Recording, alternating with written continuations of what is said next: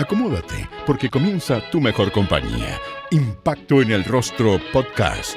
Es una invitación para conversar con nuestros artistas, analizar la actualidad, hablar sobre el teatro y recordar las teleseries, esas que aún están en tu corazón. ¿Disfrutaste con los paisajes de Rapa Nui o aprendiste el romané? ¿Te reíste con la martuca o lloraste con la muerte del peyuco? Si es así, entonces estás en el lugar indicado. Te invitamos a acompañar a Jorge Peña y sus invitados en Impacto en el Rostro, Tu Mejor Compañía. Quilicura Teatro Juan Radrigán 2021, desde el 7 hasta el 31 de enero. Nuestro escenario es tu pantalla. Juan Radrigán es un maestro, ¿no? Fue yo creo que de los dramaturgos chilenos contemporáneos más importantes, junto con Egon Wolf, digamos. Creo que uno de los valores, digamos, de la pluma de Juan Radrigán es que le dio voz a los marginales, ¿cachai? Al pueblo. En general, en otras obras anteriores de teatro, digamos, antes de que apareciera él, existían como los dos mundos, ¿no? Entonces había como una suerte como de equilibrio, qué sé yo, entre las fuerzas de la clase privilegiada y el pueblo, qué sé yo. Pero Juan se centró en los obreros, en el pueblo, en la gente que vivía en las sombras, al límite de la ciudad, al límite de la sociedad también, ¿cachai? Y tiene también un nivel poético que es muy, muy, muy bonito, muy interesante, porque logra meterse con estos seres en las psicologías de estos personajes, pero al mismo tiempo con una belleza en el lenguaje popular que es bien especial, es súper de él, digamos. Los personajes hablan con un habla popular, pero con belleza, y eso es bien especial. Eso entre muchas cosas, digamos, los temas que él toca y los que aborda en sus obras. Tiene mucho que ver también con la dignidad de esas personas que a veces nosotros invisibilizamos, como si no existieran. Néstor, ¿y tú recuerdas cuándo conociste el trabajo de este dramaturgo? Yo lo conocí de bien chico porque él era muy amigo de Igor Cantillana, que es mi padre, digamos, que era muy amigo. Y cuando Igor estaba exiliado en Suecia, él venía para acá, o sea, para acá, sino que cuando yo era chico, a mi casa con mi mamá, mi abuela, nos venía a visitar. No sé, estoy hablando, yo tenía 8 años, 7 años, desde ahí, como este caballero que venía de repente una vez al mes a visitarnos y que nos invitaba a obras de teatro que hacía en lugares bien como escondidos, qué sé yo, en plena dictadura. Y después ya de grande tuve la suerte de trabajar, hice un reemplazo en Hechos Consumados, esa obra hermosa que escribió él, que dirigió el Alfredo Castro, ese montaje, y el personaje del niño lo hacía Benjamín Vicuña, y en una gira a Buenos Aires él no pudo ir, entonces lo reemplacé yo. Y ahí él también iba con nosotros en esa gira, entonces ahí pude conocerlo más, conversar más con él. Y claro, era un tipo brillante, realmente brillante, muy, muy simpático, además con un humor exquisito, súper buena tela, muy, muy aguda su mirada. Me acuerdo que ahí en Argentina él tenía que hacer un simposium con otros dramaturgos sobre la relación entre el Estado y la dramaturgia o el arte, qué sé yo. Y todos los argentinos hablaban, qué sé yo, con mucho verbo, ¿no? Mucho texto, qué sé yo. Y él fumaba nomás, en ese tiempo se podía fumar en cualquier parte, entonces fumaba. Y él, cuando le toca hablar a él dice que cree que no tiene que existir ninguna relación entre el Estado y los artistas. Uno tiene que estar al margen, no tiene que depender para nada del Estado, porque si no, finalmente se transforma en una tranza entre el Estado y el creador, y uno tiene que ser crítico con el Estado. Y me acuerdo que todos quedaron así como helados, porque en el fondo era un poco una mesa de conversación para revitalizar la importancia de la ayuda estatal. Y Juan fue súper radical, habló muy poquito y los dejó a todos mudos, digamos, porque la tenía muy clara, digamos, no estaba de acuerdo con eso. Ujú. pero sí fue una persona muy importante para mucha gente. Néstor, hablemos de tu participación en Quilicura Teatro Juan Radrigán en su versión 2021. Tú estuviste en la dirección de El ADN de las Bestias el 22 de enero.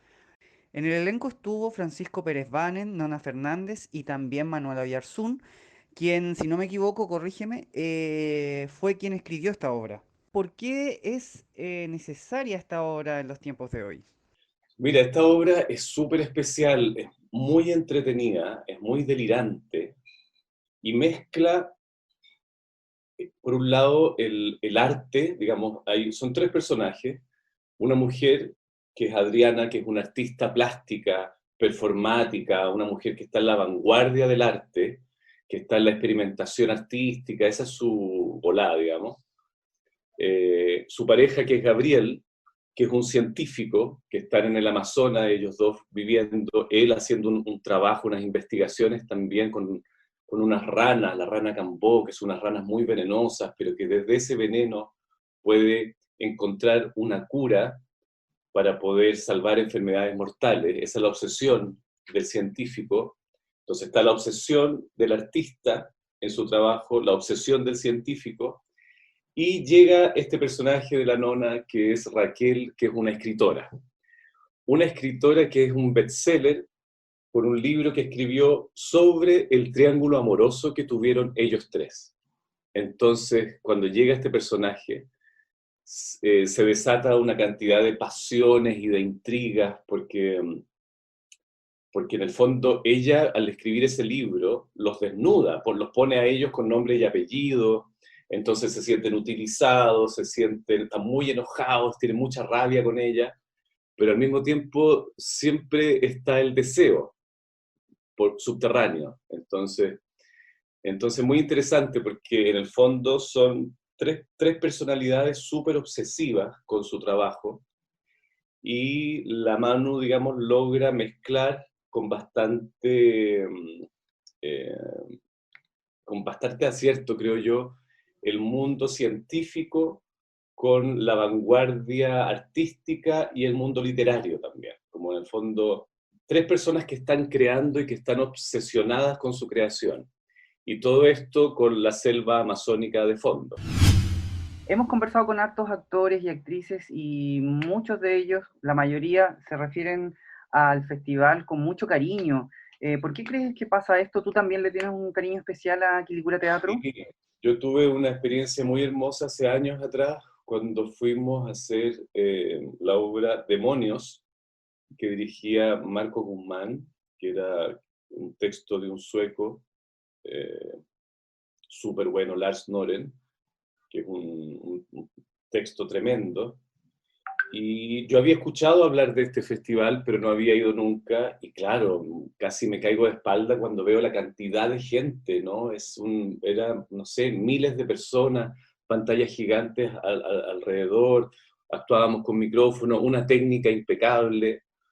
Quedé muy impresionado, porque realmente era un festival que la comuna lo había se lo había apropiado, digamos, no era... Estaba lleno de gente, y las familias completas, completas. Entonces eso era muy bonito, y me acuerdo, nada, esa obra era bien intensa, bien dura en momentos, y la gente estaba ahí, digamos, no... en general, cuando son espectáculos con tanta gente, siempre puede haber como gente que circula, o unos que se van y vuelven, pero no, acá estaban todos bastante metidos en la obra, súper interesados. Y yo creo que el público de Quilicura ya es un público bastante docto con respecto al teatro. Han visto mucho teatro y muy buen teatro. Así que eso lo hace un público bastante especial y bastante excepcional también. Y un valor especial el hecho que se desarrolle en una comuna lejos del centro de Santiago, Néstor. Por supuesto. Claro, totalmente, totalmente. ¿No? Es que ahí está todo, digamos, porque claro, o sea, siempre hablamos a nosotros, a los actores, digamos, yo no conozco ningún colega que no le guste salir con sus obras. Es lo que más nos gusta, lo que más nos llena, poder ir a regiones, a otras partes a mostrar el trabajo. No siempre es fácil, pero Santiago es tan enorme que es verdad que no sé, el 80% de las salas de teatro está en 2 comunas, qué sé yo, Bellavista, Providencia.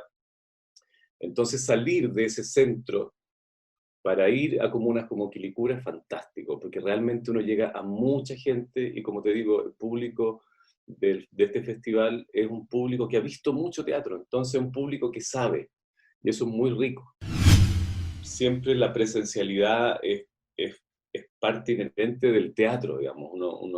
Nosotros echamos de menos eso, poder estar en contacto real con el público. Pero al mismo tiempo, estas plataformas y poder hacerlo o sea, saber que tu trabajo lo está viendo mucho más gente y se amplifica el trabajo, eso es muy bueno también, es muy rico, porque no, es una posibilidad bastante excepcional. Entonces, súper bueno aprovecharlo. Yo creo que esta pandemia, si algo nos ha enseñado, es justamente a eso, ¿no? Como en que uno tiene que romper paradigmas, no hay que ser rígido, hay que tratar de acomodarse a distintos formatos y hay que ir para adelante, digamos. No nos podemos quedar detenidos, no podemos dejar de crear, no podemos soltar la relación con el público, porque esa es una relación que llevamos años construyendo, entonces no podemos dejarla ir. Néstor, estuviste el 16 y 17 de enero con De noche justo antes de los bosques, este monólogo dirigido por Víctor Carrasco. Cuéntame un poco cómo fue esta experiencia. Sí, este es un monólogo de Coltés, que es un dramaturgo francés, ya fallecido, digamos, pero que es un texto tremendo, es muy, muy potente. Y esta es una versión comprimida, digamos. Este monólogo yo lo hice con Víctor hace 15 años atrás. Imagínate, 15 años es mucho tiempo. Y ese era un monólogo de 1 hora y media. Esta es una versión de 40 minutos, 35, 40 minutos, está más comprimido. Y tuvimos esa experiencia hace casi un mes, un poquito menos de un mes, en el Teatro Regional de Biobío, que es un teatro enorme, precioso, totalmente vacío.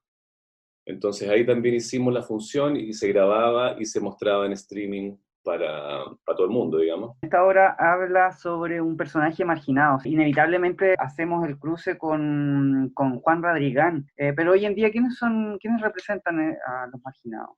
Es que están, claro, hay todo, desde las minorías sexuales,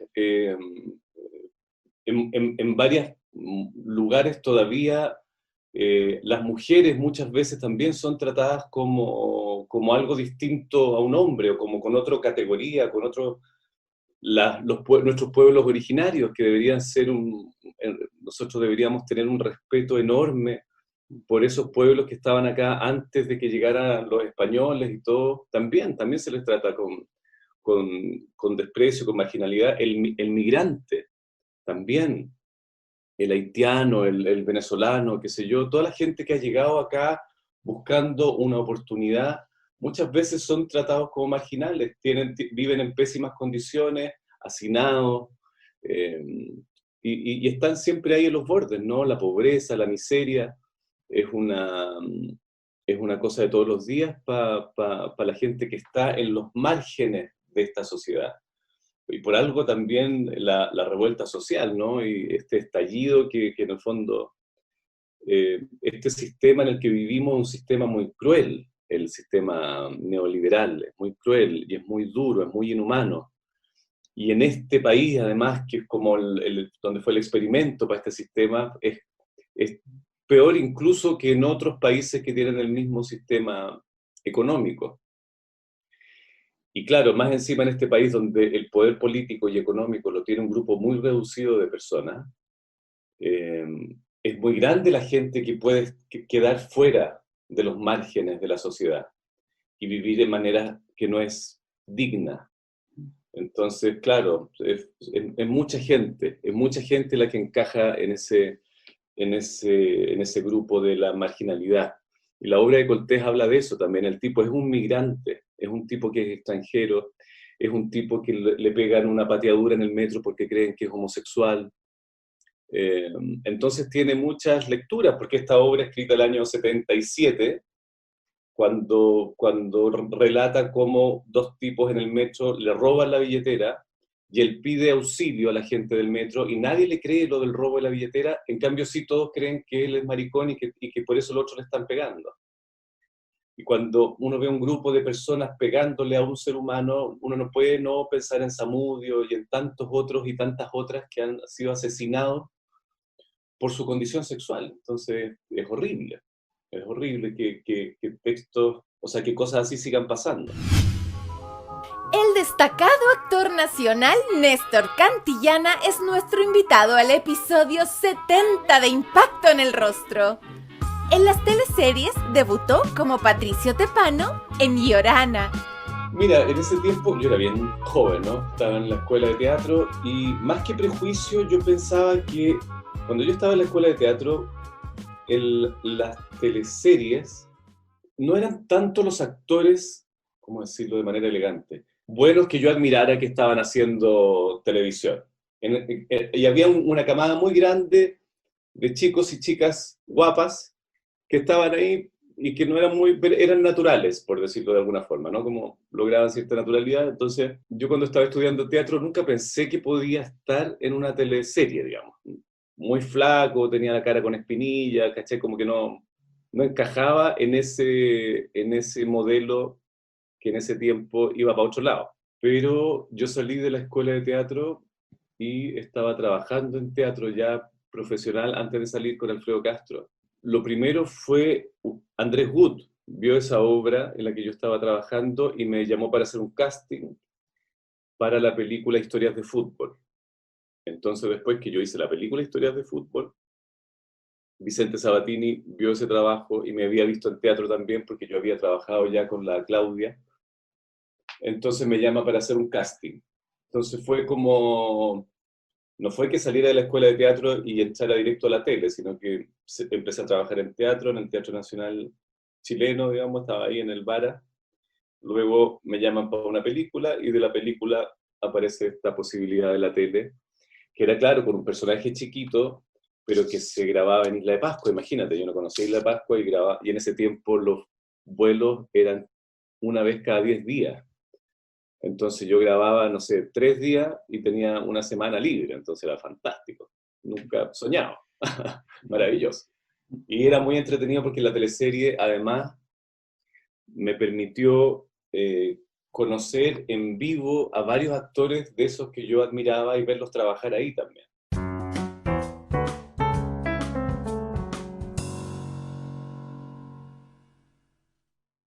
Paulina Urrutia fue parte de Quilicura Teatro Juan Radrigán en sus ediciones anteriores.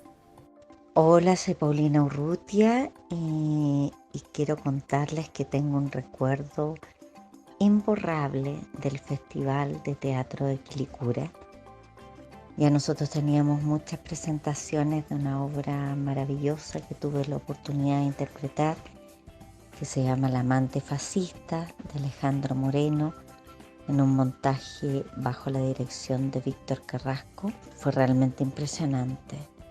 Esa disposición de las galerías que hacía que uno tuviera de frente, cosa que es muy poco habitual en un teatro, casi una pared de público con más de 2.000 asistentes.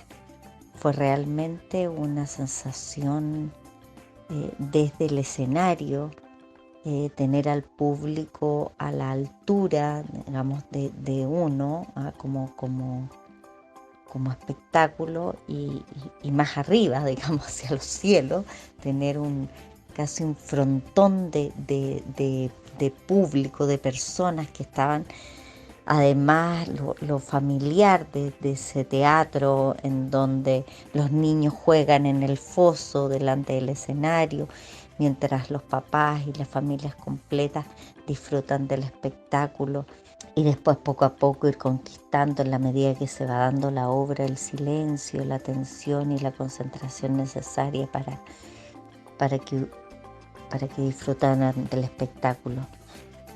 Una función inolvidable. Además que también tuvimos muchos problemas técnicos para poder, porque todo se hace, esto no lo sabe la gente, pero los montajes se hacen en el mismo día, entonces ubicar la escenografía, hacer la planta de luces. La verdad es que fue realmente, y hacía un calor, pero bueno, inolvidable. Nunca me voy a olvidar. Bueno, además que en esa época teníamos a Fernando Milagros, nada menos, hoy día un connotado músico nacional, era quien nos hizo la escenografía de la obra, un diseñador teatral de lujo. Entonces, creo que deben existir muchas fotos de Fernando ahí encaramado, haciendo el montaje de la escenografía del amante fascista. Y bueno, inolvidable, una función realmente que espero nunca se borre de mi mente, de mi corazón y de mi alma. Somos parte de la historia del Festival de Quilicura.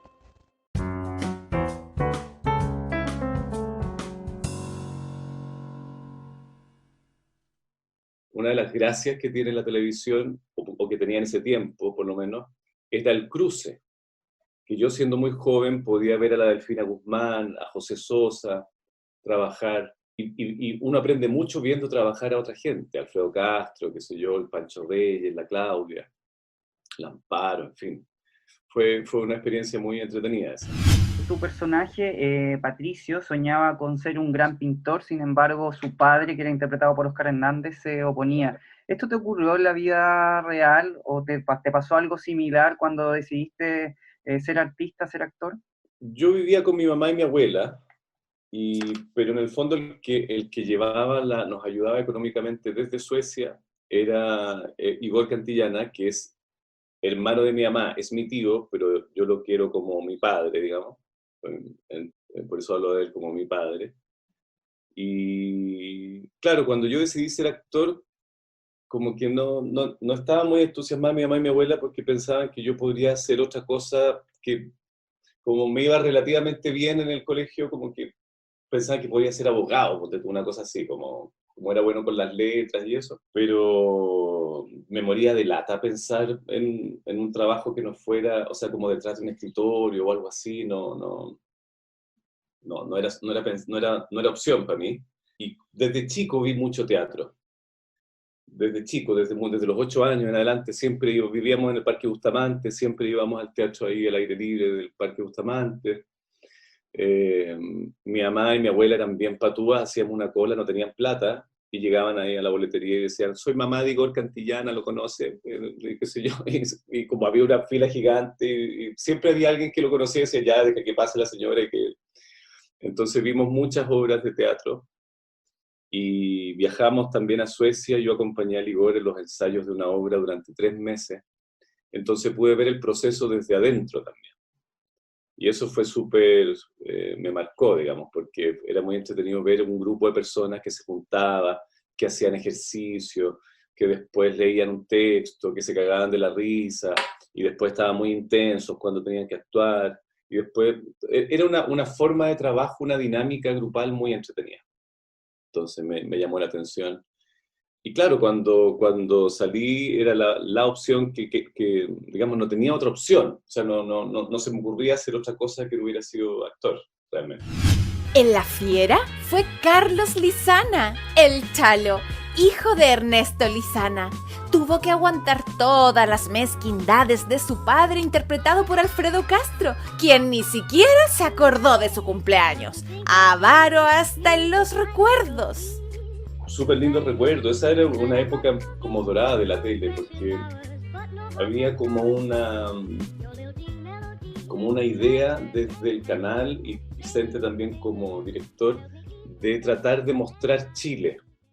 En el fondo, sabían que mucha gente, no podía ir a Isla de Pascua, no puedes ir al norte, al sur. Chile es muy grande, es muy largo, y mucha gente vive mucho tiempo en su misma región donde nació.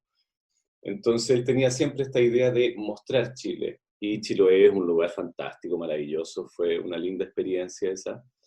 Y claro, mi familia ahí era muy entretenida porque era el Alfredo y el Amparo, entonces nos reíamos mucho, eran en clave comedia todo. Nos reíamos mucho. Básicamente nos reímos mucho en esa teleserie. Fue muy entretenido. Y claro, y ahí yo también tenía, claro, este personaje estaba enamorado de la Claudia, de la Fiera, y también fue un placer, porque yo admiro mucho a la Claudia. Entonces, verla trabajar, ver cómo, desde el lugar en que ella se ubica, su centro para actuar, uno aprende mucho, yo aprendí mucho también viéndola trabajar. En Romané fue Raúl Escudero, el fiel asistente de Rafael Domínguez. ¿Qué era lo que más te gustaba de este personaje? ¿Su áspera relación con la señora Victoria o su fidelidad hacia su jefe? Nos reímos hasta un punto en que ya era medio, ya nos miraban todos así como, oye, tenemos que grabar. Porque claro, era muy chistoso, nos reíamos y a veces, claro, era un personaje muy, muy poco realista, ¿no? Era un mono, tenía una forma de hablar, una forma de caminar, una manera de vestirse, era toda una construcción. Y entonces, en esa construcción, claro, yo tenía que ser fiel en esa línea hasta el final. Entonces, claro, muchas veces el compañero que me tocaba no se aguantaba la risa, ¿no? Pues yo estaba concentrado haciendo lo mío, armando ahí, pero claro, daba risa y nos reíamos y en fin. Pero fue muy entretenido ese proceso también, lo pasamos muy bien. Lo pasamos muy bien, ¿no? Fueron momentos también muy lindos de las teleseries, ¿no? Donde había harto presupuesto, eran elencos enormes, ¿cachai? Muy grandes, mucha gente, y había también una búsqueda de cierta visualidad. Había una cosa un poquito más ambiciosa que simplemente plano contra plano y plano general. Había un querer mostrar las gitanas por el desierto, las caravanas. Había una intención más de lenguaje un poquito más cinematográfico y eso siempre agradable. Néstor, tú trabajaste muy de cerca con Mares González, ella era la madre de tu jefe. ¿Habías tenido la oportunidad de trabajar con ella antes y qué te pareció? ¿Cómo la viste tú a ella en este rol de villana? Sí, no, lo hacía perfecto, ella es muy buena, muy buena. Yo la había visto actuar en teatro un par de veces, no me había tocado con ella. Me tenía mucho cariño, hablábamos harto, y claro, pero en el fondo ya sabía que mi personaje hacía cosas bien ridículas, entonces yo a ella le avisaba un poco, porque en el fondo para que no se asustara, que no sé, porque yo había un bol con sopa, entonces yo le servía todo y yo agarraba el bol y me tomaban cosas así ridículas, de comedia física. Yo le avisaba para que no se me, para que no se enojara, no se asustara, o no mira, no se saliera del personaje y mirara como qué está haciendo este cabro. Pero no, seca. Son gente, claro, muy seria, muy profesional, muy profesional. Siempre, de repente a veces se quedaba con la letra, se le olvidaba, y alguien le soplaba el texto y se enojaba, ya sé.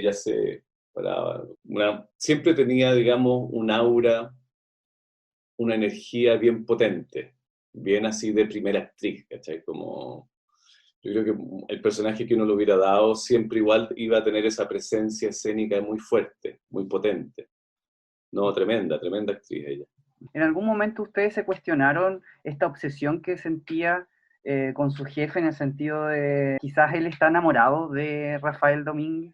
Claro, en algún momento cuando yo empecé a leer los primeros capítulos, como que iba un poquito para allá, pero yo sentía que lo limitaba, que si todo esta obsesión con él era solo porque le gustaba, ¿cachai? Como que se reducía a una cosa.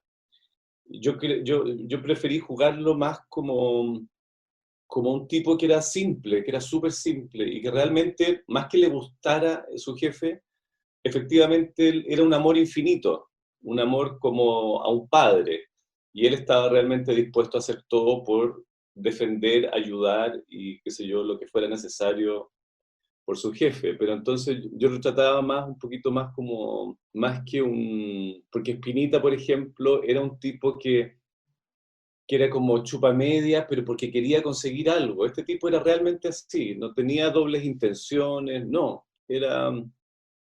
uno puede decir, claro, le faltaban chauchas para el peso o palos para el puente, un poco, sí, pero era de una ingenuidad exquisita y un tipo simple y súper transparente, sin dobleces, sin ni un misterio. Era tal como uno lo veía, entonces yo prefería defenderlo por ahí. En el 2001, Néstor deja de lado a los personajes genuinos e interpreta al malvado Tobías Pincheira en Pampa Ilusión, un ambicioso nochero que termina matando a Manuel Clark, enceguecido por el rencor y el poder. Sí, no, esa teleserie fue, primero porque como yo era el capataz ahí tenía que aprender a montar, pero montar bien, digamos. Entonces tuvimos hartas clases de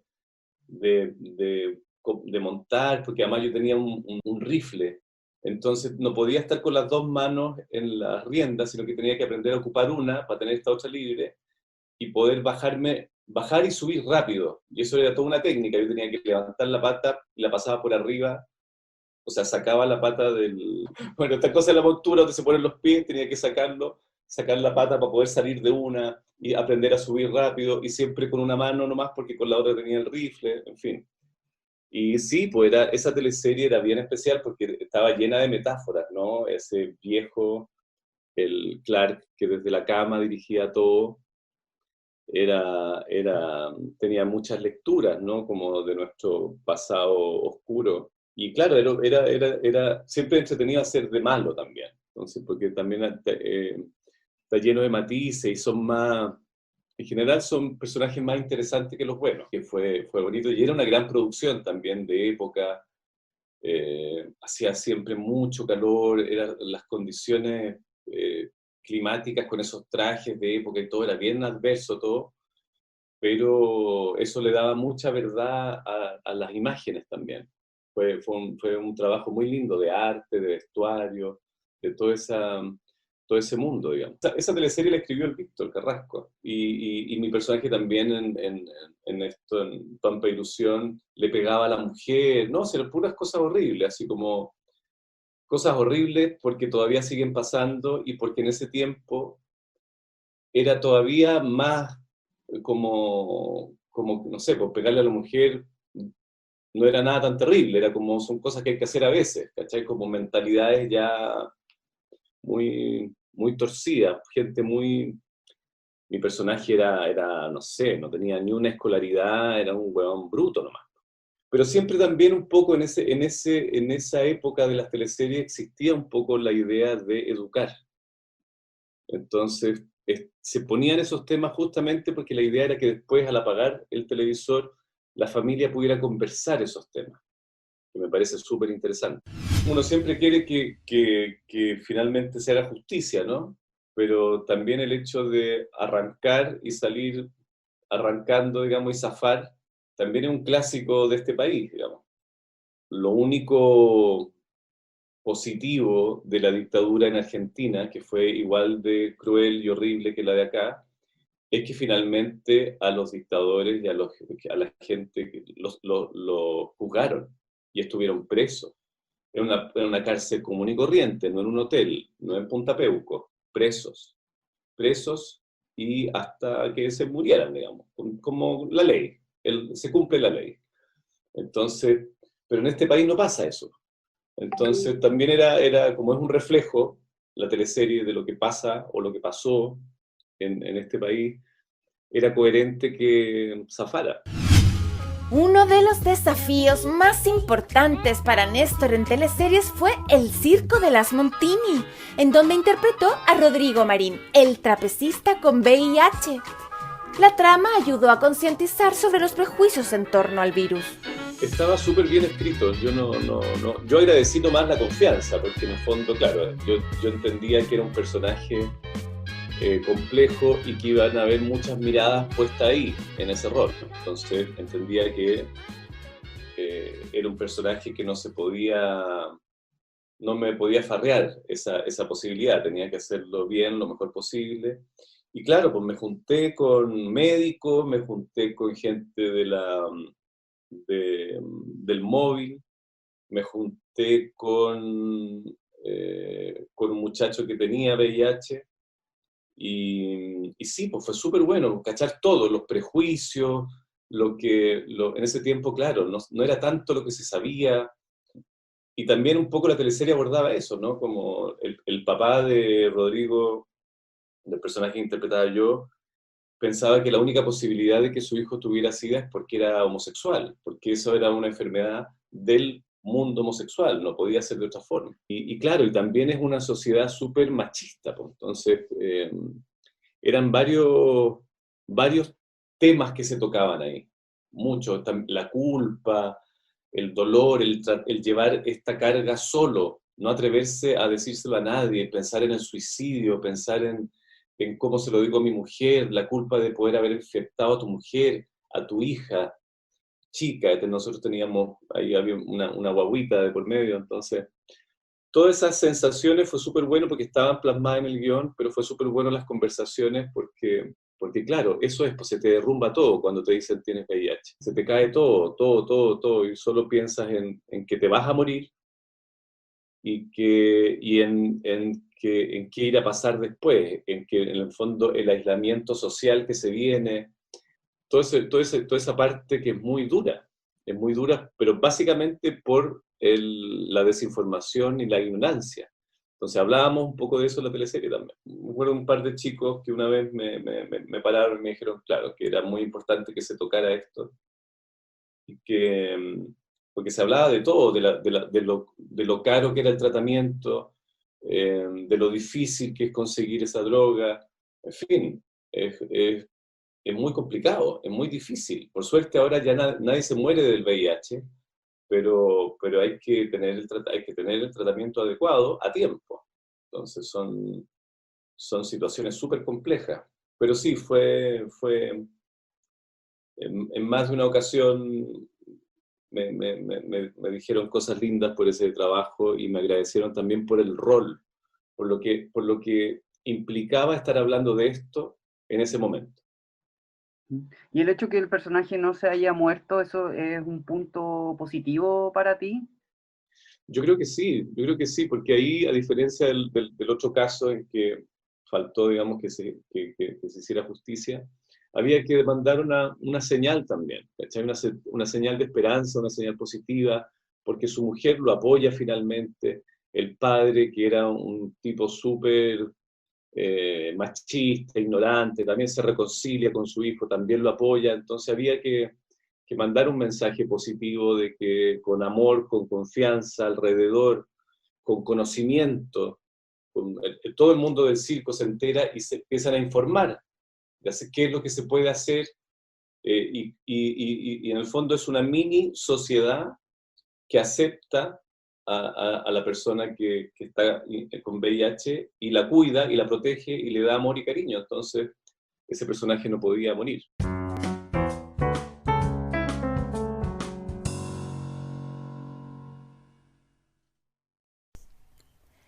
Refrescante, sabroso y vegano. Yasai Vegan Sushi es la mejor experiencia en alimentación consciente. Presente desde el primer episodio de nuestro podcast. Es el sushi favorito de nuestros artistas nacionales. ¿Aún no has vivido esta explosión de sabores? No te quedes fuera y haz tu pedido en yasai.cl. Yasai Vegan Sushi, el colaborador estrella de Impacto en el Rostro.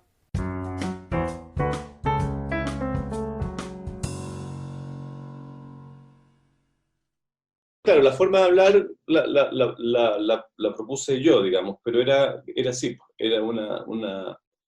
eran varios, digamos, había que dialogar también con los otros chicos, digamos, los otros compañeros, y estaban los otros trapecistas y los payasos y todo, y claro, todo era un mundo bastante popular. Entonces, pero yo creo que lo que hice ahí como trabajo fue un trabajo vocal nomás, como tratar de tener una voz un poquito más velada, un poquito más gastada, como eso básicamente, no quería ser así como en Shiloh, así como, no, pero un poquito, una voz un poquito sucia. El año 2003 interpretas a Raúl Brito. Lo pasé pésimo porque fue una buena idea en un momento y era chistoso porque le daba una cosa. A mí lo que me gustaba es que era una mueca que era graciosa, pero él era muy serio. Entonces, eso me parecía esa contradicción me parecía súper buena. Que él, siendo así, pero era muy serio. Entonces, eso era muy chistoso. Pero claro, después llegó un momento, meses grabando, no podía más de dolor. Entonces, tenía que ensayar normal y grabar así. Pero después, tampoco podía ensayar normal porque no me salía. No se me ocurrían cosas, no pasaba nada porque no era así, pues. Entonces, tampoco me servía. Tenía que hacerlo porque ahí aparecía el personaje también. Pero sí, fue difícil. Néstor, en el 2004 fuiste uno de los protagonistas de Los Pincheira. Ahí interpretaste a Santos Molina. También fue una producción súper bonita por la época. Era bien exigente, súper exigente, porque hacía mucho calor y teníamos que estar vestidos de guaso y con esos ponchos y tapados hasta acá. Y mucha escena a caballo, tragando tierra. Era bien exigente, súper exigente. Llegábamos, me acuerdo cuando estábamos allá, después de grabar, llegábamos al hotel hechos bolsa, o sea, como hechos bolsa, realmente sacábamos la ropa, todo sucio, había que lavarlo para el otro día, y nos echábamos en la cama y era como, uff, durísimo. Y también, claro, yo después de esa teleserie paré un año. Me llamaron de nuevo otro y dije, no puedo más, porque realmente porque además pasaba que en la cueva de los Pincheira estaban siempre todos los Pincheira, y muchas veces eran escenas de otros dos personajes, y uno estaba de fondo. Y era una cueva de mentira, donde había que meter caballos de verdad. Y los caballos que veían que esta hueá parecía una roca, pero no era roca, porque la tocaban con el cuerpo y era plumavit, se intranquilizaban, el piso estaba hueco, también sonaba, entonces los caballos estaban siempre... Y son animales, pues, entonces si estáis grabando todo el día, el caballo mea, hace caca, y yo me acuerdo haber hecho muchas escenas como limpiando al caballo, mientras para estar de fondo en el ángulo de los otros dos, que yo tenía que estar escuchando, y estar limpiando el caballo, levantaba la cola, hacía caca, y yo no podía parar de hacer lo que tenía que hacer porque tenía que escuchar. Entonces fue mucho, fue un poco mucho. Pero estuvo bonito, fue una linda experiencia. ¿Con qué te quedas de Santos Molina? ¿Qué era lo que más te gustaba de este rol? Lo entretenido que tenía es que se disfrazaba harto, eso era bueno. Y lo pasaba muy bien porque él estaba enamorado de la Blanca Levin, que es un personaje que era un turco. Entonces cada vez que yo iba a grabar ese set era muy chistoso, porque estaba el Schwarz, el Álvaro Espinosa y Melo y la Claudia, estaban todos bien arriba de la pelota y hablando de forma rara, especial, y siempre comíamos comidas ricas, comida árabe. Era muy entretenido eso. Ahí lo difícil era no reírse, pero lo pasábamos muy bien en ese set. En Cómplices fue Sebastián Opaso, un buen doctor, un buen amigo y una persona... Eso da lo mismo, ¿verdad? Fue súper agradable esa teleserie también, porque estaba bien escrita y creo que era la primera vez que se mostraba una pareja juntos, que vivían juntos, jóvenes, ¿cachai? Como profesionales los dos, ¿cachai? Como otra posibilidad, punto. Pero claro, por el horario y todo, era una pareja bien rara porque nunca se daban besos, nunca se tocaban, ¿no? Se decían cosas cariñosas y se amaban y tenían celos como de las teleseries, pero no había más que eso por el horario. Entonces siempre hubo una hasta dónde se podía llegar. Y lo que pasó con eso del beso final es que más que una censura, ahora yo lo veo con más distancia, ¿no? Pero más que una censura es que finalmente esa escena de lo que se trataba no era del beso, sino que era de la reconciliación de estas dos personas. Que estaban fracturados, que se había roto la confianza y que finalmente volvían a estar juntos. Entonces, claro, pues lo grabamos y se abrazaban y se daban un beso de amor profundo, qué sé yo. Y claro, pero finalmente, al parecer, porque yo no la vi editada con el beso, uno se quedaba con el beso en vez de lo que tenía que pasar con la escena, porque como nunca se había empezado, si se hubiera empezado desde el día 1, no habría pasado nada más que habría sido otro beso más nomás, ¿cachai? No habría sido nada más difícil, más complicado. Pero creo que esa fue la razón, que en el fondo, claro, uno se quedaba con el beso en vez de la historia de ellos que se cerraba y se terminaba y habría otra posibilidad. Entonces lo que hicieron es que en el abrazo hacían, creo, como un raconto de escenas para atrás, de los momentos en que ellos estaban contentos, felices, y por ahí se cerró esa historia. O sea, se conversaban, ¿por qué no se daban besos? ¿Por qué no eran más cariñosos? Sí, claro, por supuesto. Por supuesto, pero la respuesta en general era esa, el horario, que no se podía y que en el fondo ya se estaba llegando a esto, que era posicionar por primera vez una pareja gay, profesionales, qué sé yo, y que así como habían conflictos de otras relaciones, también había un conflicto acá. Me da la sensación de que, de todas formas, la televisión abierta es bien cartucha en muchas cosas, súper tradicional, y como que se autocensuran solos, como que como que tienen más miedo de que puedan pasar cosas que finalmente no creo que pasen, ¿cachai? Pero no sé, también depende mucho el horario, no tengo idea, no sé, pero creo que sería muy raro una pareja gay que no se besen y que no se toquen. Porque también es raro una pareja heterosexual que no se besen y no se toquen, entonces es raro que tengan distintas leyes para un tipo de pareja y distintas leyes para otro. ¿Por qué decides abandonar al canal estatal y abandonar este equipo en donde hiciste tantas teleseries que son tan recordadas por la gente? Claro. No, yo cuando me fui fue porque estábamos haciendo en TVN Viuda Alegre, un Paco, claro.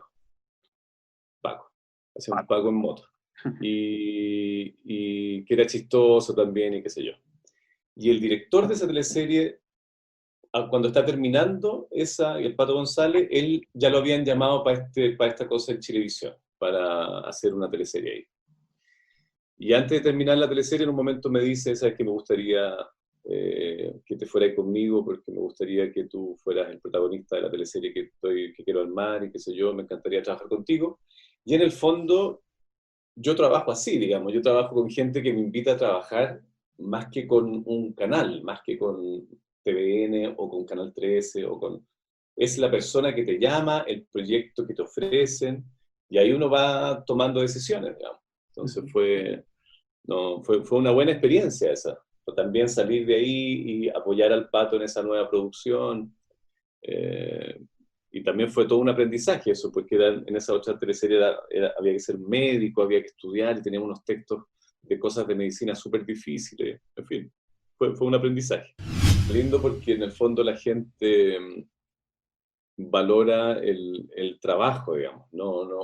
A mí me pasa un poco que cuando la gente me detiene en la calle es desde ese lugar, digamos.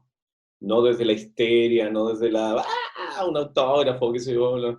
No, en general es como me gusta cómo trabaja usted, o es más bien desde ese lugar. Yo creo que, claro, al llevar tantos años haciendo televisión, la gente te ha visto en un abanico muy amplio de roles, ¿no? Entonces, agradecimiento, eso es lo que siento yo, realmente gratitud, agradecimiento y digamos, satisfacción también, ¿no? Como de haber hecho la pega lo mejor posible.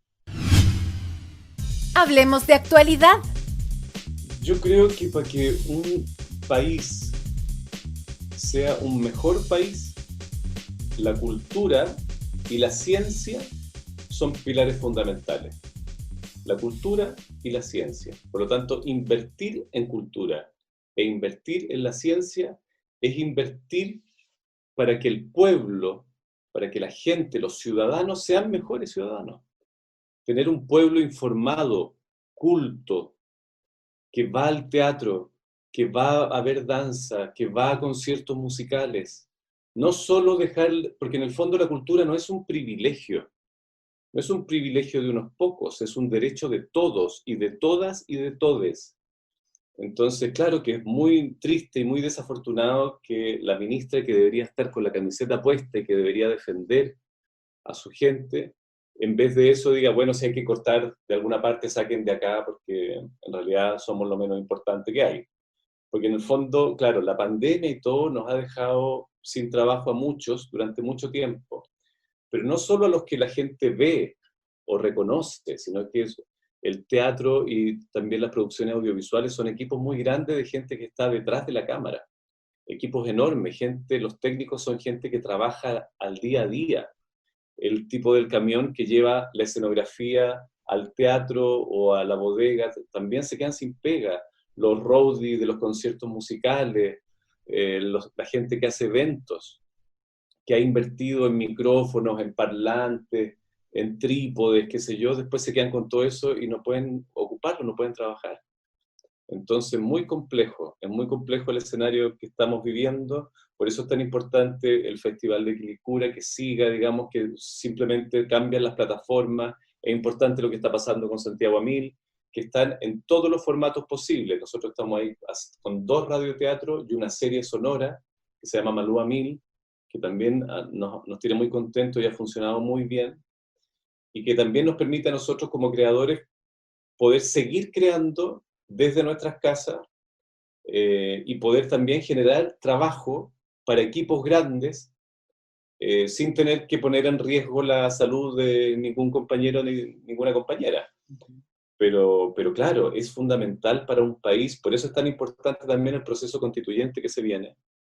Es importante que la Constitución, esta nueva Constitución, no solo permita el acceso, que es lo que hace esta actual, permite el acceso a la educación o el acceso a la salud.